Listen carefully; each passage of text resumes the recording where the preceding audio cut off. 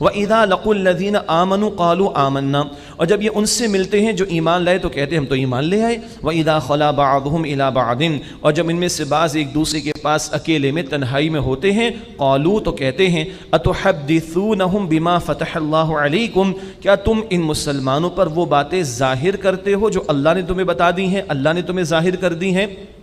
لِيُحَاجُّوكُمْ بِهِ عِنْدَ رَبِّكُمْ، تاکہ وہ اس کے ذریعے تمہارے رب کے سامنے تمہارے خلاف حجت پیش کریں. یعنی کیا ہو رہی ہے بات؟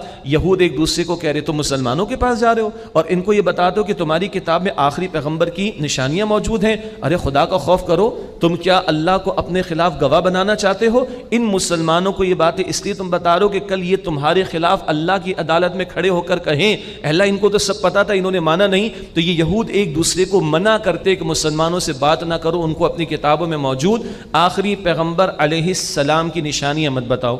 افلا تعقلون، کہتے ہیں ایک دوسرے سے کیا تم عقل سے کام نہیں لیتے؟ اب اللہ کا تبصرہ ان بے وقوفوں کا کیا یہ خیال ہے کہ ان کے بتانے سے مسلمانوں کو پتہ چلے گا اور ان کے بتانے سے جو ہے وہ ان کی باتیں کھلیں گی؟ کہ اللہ خود نہیں بتا رہا؟